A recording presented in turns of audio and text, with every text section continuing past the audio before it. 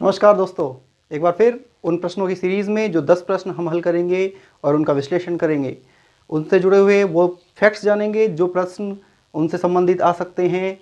यानी 10 प्रश्न आपके बहुत सारे प्रश्नों को हल कर जाएंगे। तो बने रहें, देखते रहें, पूरा देखें ताकि आप बहुत सारी नॉलेज अपनी अपडेट रख सकें। चलिए शुरू करते हैं प्रश्न विश्लेषण। हाँ, आप शेयर और सब्सक्राइब भी करें ताकि आपको आने वाले अपडेट्स भी मिलती रहें। ओके, शुरू करते हैं। चलिए पहला प्रश्न देखिए, प्रकाश वर्ष किसका मापन करता है? तो यहाँ देखना प्रकाश वर्ष है। अब कई बार वर्ष से कंफ्यूज हो जाते हैं कि वर्ष जो है वो समय बता रहा है, यानी एक साल समय है, लेकिन वर्ष जो प्रकाश वर्ष है वो वास्तव में दूरी का मापन करता है। प्रकाश वर्ष यानी दूरी होती है, और ये दूरी कितनी होती है ये भी देखो आप। प्रकाश जो होता है उसके द्वारा एक वर्ष में, प्रकाश के द्वारा एक वर्ष में तय की गई दूरी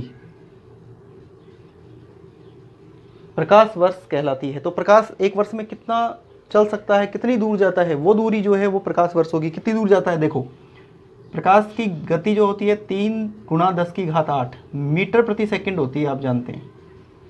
अब ये तो एक सेकंड में दूरी है इसकी, लेकिन ये एक वर्ष में कितना जाएगा? तो वर्ष में जाने के लिए कितना होगा देखो, सेकंड में। अब ये 60 से गुणा करो, ये मिनट में गया। 60 से गुणा करो, ये 1 घंटे में गया। फिर 24 से गुणा करो, 1 दिन में चला जाएगा प्रकाश। और फिर 365 से गुणा करो, यानी 1 वर्ष में चला जाएगा प्रकाश। तो ये प्रकाश, इसको गुणा कर लो, ये आ जाएगा टोटल निकल करके कि कितना चल सकता है प्रकाश। तो ये लगभग आपके निकल करके आएगा 9.46 × 10⁻15 मीटर, इतना चल सकता है। तो बहुत लंबी दूरी है ये, प्रकाश द्वारा एक वर्ष में तय की गई दूरी है। अब असल में इसके अलावा कौन सी दूरियां हैं जो नापने के काम ली जाती है? दूरी नापने का काम जो लिया जाता है, देखो, एक खगोलीय यूनिट होती है, खगोलीय यूनिट या खगोलीय इकाई। ये खगोलीय इकाई 1.496 × 10⁻11 मीटर होती है। यानी लगभग आप देख सकते हैं 15 करोड़ किलोमीटर के लगभग बनेगा ये। तो 15 करोड़ किलोमीटर का मतलब है कि सूर्य और पृथ्वी के बीच की जो दूरी है वो खगोलीय इकाई के बराबर है। यानी एक खगोलीय इकाई जो है वो सूर्य और पृथ्वी के बीच की दूरी है। तो खगोलीय इकाई छोटी है, उससे बड़ी प्रकाश वर्ष होती है, और इससे भी बड़ी इकाई होती है पारसेक। पारसेक इससे भी बड़ी इकाई है, और पारसेक का ध्यान रखना, प्रकाश द्वारा एक आर्क सेकंड, एक आर्क सेकंड का मतलब होता है 3.25 वर्ष, लगभग 3.25 वर्ष, यानी 3.26 वर्ष में प्रकाश के द्वारा तय की गई दूरी होगी पारसेक। तो पारसेक सबसे बड़ी इकाई है दूरी नापने की। तो कितनी ज़्यादा होगी देखो, ये अभी हमने नापा था वो 1 वर्ष में नापा था, और ये 3.25 वर्ष में नापेंगे तो बहुत ज़्यादा दूरी हो जाएगी। तो ये इस प्रकार से दूरियों का बढ़ता हुआ क्रम है। नेक्स्ट देखिए, मनुष्य की आँख का रंग आँख के रिक्त स्थान में स्थित रंग द्रव्य पर निर्भर करता है। यानी किसके अंदर रंग द्रव्य भरा होता है जिसके कारण मनुष्य की आँख का रंग दिखाई देता है या उस पर निर्भर करता है? तो ये ऑप्शन, इसका ध्यान रखना, उत्तर इसका है आइरिस। आइरिस में भरे रंग द्रव्य के कारण होता है ऐसा। असल में जो आँख होती है, देखो, ये आँख यहाँ पर कॉर्निया होता है, और इसके यहाँ पर जो होता है वो संवहन पटल होता है। संवहन पटल के भाग होते हैं अलग अलग, जैसे रक्तक पटल है। अब रक्तक पटल में रंगा कोशिकाएं भरी होती हैं, जैसे नीली या फिर चांदी जैसी। तो कई बार हम देखते हैं कि मनुष्य की या बहुत बार आंखें जो हैं अलग स्पेशली दिखाई देती हैं, चमकीली सी नीली आंखें हो सकती हैं या फिर ऐसी आंखें हो सकती हैं, और ये आइरिस इसी का एक भाग है। तो आइरिस में रंग द्रव्य भरा होता है जिसके कारण विशेष कलर की आंखें दिखाई देती हैं। नेक्स्ट देखो, मानव की सामान्य स्वस्थ आंख के लिए स्पष्ट दृष्टि की न्यूनतम दूरी है। यानी मानव की जो स्वस्थ आंख होती है उसके स्पष्ट देखने के लिए न्यूनतम दूरी कितनी होनी चाहिए? मिनिमम, यानी कम से कम दूरी 25 सेंटीमीटर होनी चाहिए। मनुष्य की आँख से और किसी भी वस्तु को देखना है तो उसके बीच कम से कम 25 सेंटीमीटर की दूरी होनी चाहिए। इससे कम दूरी पर स्पष्ट दिखाई नहीं देता है। नेक्स्ट देखिए, न्यूक्लियर रिएक्टरों में विमंदक व प्रशीतक के रूप में प्रयुक्त होने वाला पदार्थ है। विमंदक यानी किसी भी अभिक्रिया की गति को मंद करने वाला, धीरे करने वाला, और प्रशीतक यानी उसे ठंडा करने वाला। तो क्या काम में लिया जाता है? तो रिएक्टरों में हमेशा भारी पानी काम में लिया जाता है, जिसे D2O कहते हैं, ड्यूटेरियम ऑक्साइड, जो कि ये ड्यूटेरियम है जो हाइड्रोजन का ही समस्थानिक है। तो ये भारी पानी रिएक्टरों में विमंदक और प्रशीतक के रूप में काम में लिया जाएगा। तो इन प्रश्नों को ध्यान रखें। चलिए अगला प्रश्न देखिए, उत्तल दर्पण द्वारा बन सकते हैं। उत्तल दर्पण, दर्पण पूछा इसने, उत्तल दर्पण कैसे प्रतिबिंब बनाता है? तो उत्तल दर्पण द्वारा जो बनने वाले प्रतिबिंब होते हैं वो होते हैं आभासी प्रतिबिंब। तो उत्तर होगा आभासी, केवल आभासी प्रतिबिंब बनेंगे उनसे, उत्तल दर्पण से। और उत्तल दर्पण से जैसे प्रतिबिंब बनते हैं, ध्यान रखना, ये उत्तल दर्पण से जैसे प्रतिबिंब बनते हैं वैसे ही अवतल लेंस से बनेंगे। तो उत्तल दर्पण और अवतल लेंस उधर दोनों एक जैसे होंगे, और जैसे अवतल दर्पण से बनेंगे वैसे ही उत्तल लेंस से बनेंगे प्रतिबिंब। बहुत आसान से होते हैं प्रतिबिंबों को याद रखना, बहुत ही आसान है प्रतिबिंब। कई बार आप किताबें पढ़ते रहते हो कि कैसे याद करें, कहाँ बनता है प्रतिबिंब, बहुत बार प्रश्न आते हैं ऐसे। तो देखिए, एक छोटी सी बात ध्यान रख लें तो बहुत बढ़िया रहेगा आपके लिए, क्योंकि आप याद रख सकते हैं उससे प्रतिबिंबों को। देखो, उत्तल लेंस है ये, और उत्तल लेंस के प्रतिबिंब आप पढ़ते हो, बनाना सीखते हो, कहाँ बनते हैं, कैसे बनते हैं। तो एक छोटी सी लाइन याद रख लेना, सारे प्रतिबिंब याद रहेंगे आपको। देखो,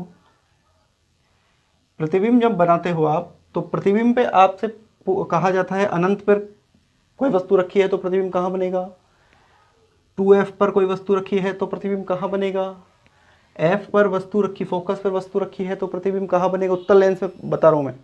तो इसका सीधा सा उत्तर देखना कैसे होगा।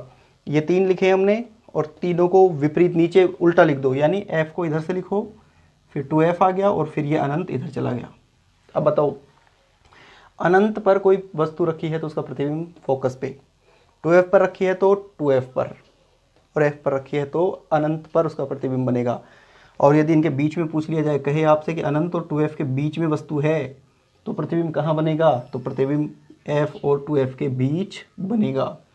2F और F के बीच वस्तु है तो प्रतिबिंब कहाँ बनेगा, 2F और अनंत के बीच बनेगा। बहुत आसान है याद रखना, और उत्तल लेंस के याद हो गए तो अवतल दर्पण के भी याद हो गए, वही चीज़ अवतल दर्पण में है। बहुत आसान है, याद रख सकते हैं। चलिए, दाब की इकाई है।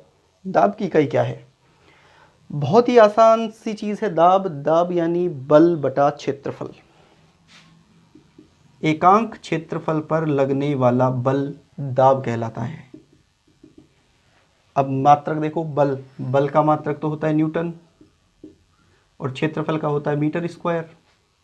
तो न्यूटन प्रति मीटर स्क्वायर इसका मात्रक हो जाएगा, इकाई हो जाएगी न्यूटन प्रति वर्ग मीटर। बहुत आसान है।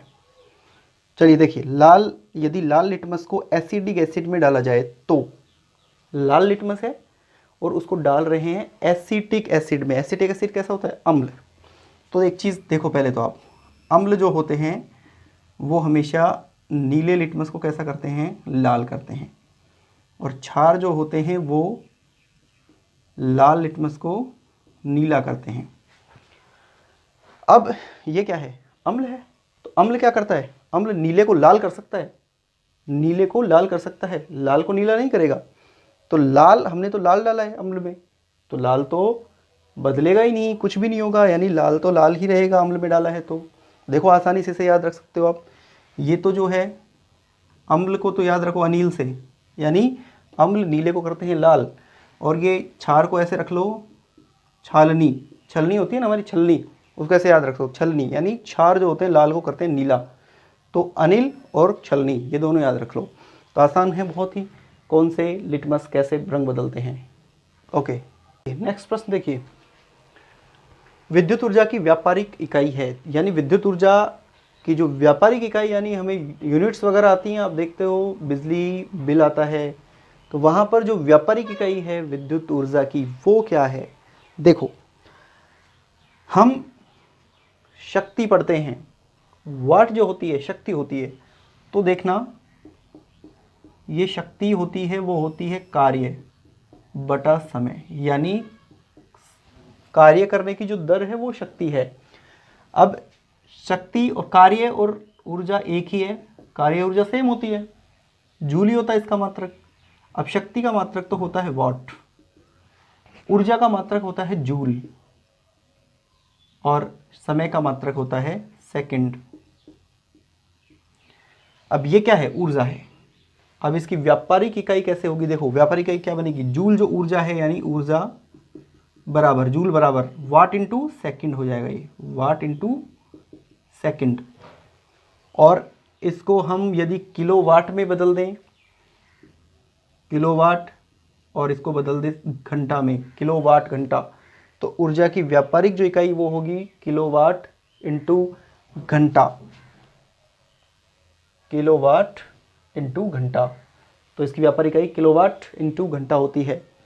इसको आगे बदलते भी हैं, जैसे किलोवाट को 1000, फिर आवर को लिखते हैं 60 गुणा 60 यानी सेकंड में, तो फिर 3.6 गुणा 10⁶ जूल आता है, वो हम बाद में देखेंगे। विश्व वानिकी दिवस मनाया जाता है। विश्व वानिकी दिवस कब मनाया जाता है, तो विश्व वानिकी दिवस 21 मार्च को मनाया जाता है। अब देखो 2-3 ऐसे प्रश्न आते हैं जो दिवसों से संबंधित आते हैं, और पेड़ पौधों या फिर पृथ्वी से संबंधित ऐसे आते हैं, 2-3 बहुत आसान है याद रखना। देखो एक आता है 22 मार्च, एक आता है 22 अप्रैल, और एक आता है 22 मई। बहुत बार पूछे जाते हैं ये तीनों के तीनों प्रश्न।